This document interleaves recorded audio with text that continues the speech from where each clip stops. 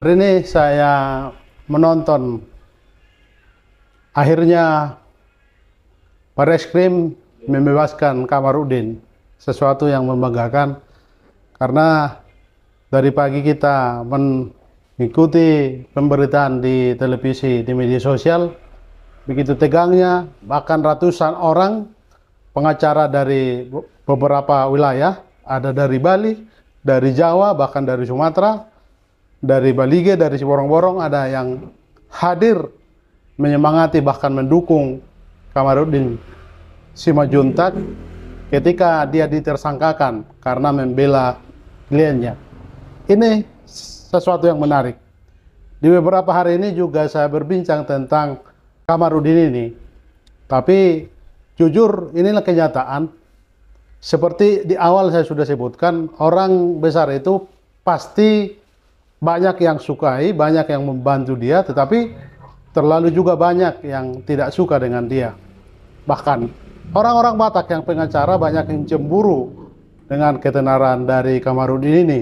Saya sebut di perbincangan saya ada teman yang menyebut beberapa pengacara orang Batak bilang Kamarudin sekarang sombong.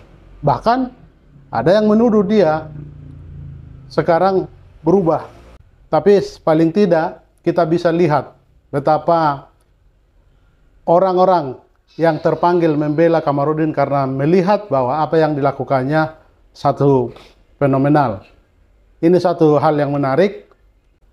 Mereka yang hadir hari ini juga menunjukkan bahwa solidaritas mereka, bahwa pengacara dari berbagai organisasi hadir. Termasuk tadi saya lihat ada Palmer Situmorang sebagai ketua AI. Kamarudin memang anggota dari AI.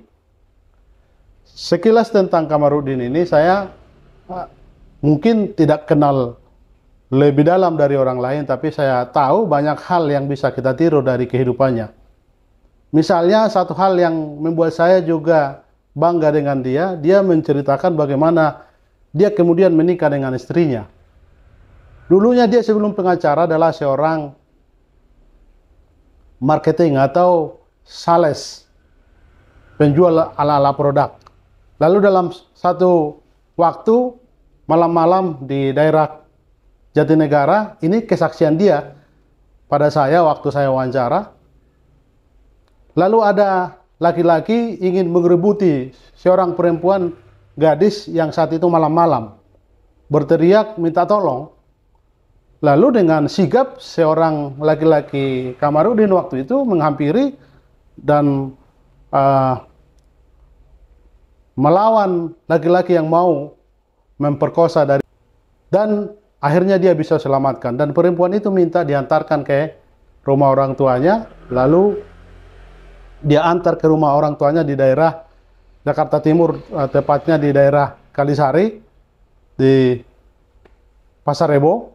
Kemudian dari situ orang tuanya tahu bahwa laki-laki ini anak yang hebat, anak yang baik. Maka orang tuanya juga, orang tua dari perempuan inilah yang mendorong agar putrinya itu mau berteman atau bahkan kalau Kamarudin meminang dia mau menjadi istrinya. Dan itulah menjadi istrinya, seorang perempuan kelahiran Jakarta tapi orang tuanya orang Timur, dan mereka dikaruniai 5 perempuan. Saya kira dari berbagai cerita tentang Kamarudin ini banyak kisah yang memang luar biasa pengalaman dia, dan itulah Kamarudin. Di akhir-akhir ini saya lihat kakak itu, istrinya selalu dia bawa, memang banyak bebannya. Kadangkala karena dia ya mungkin karena bawa perasaan, sering menangis juga disalah tafsirkan banyak orang.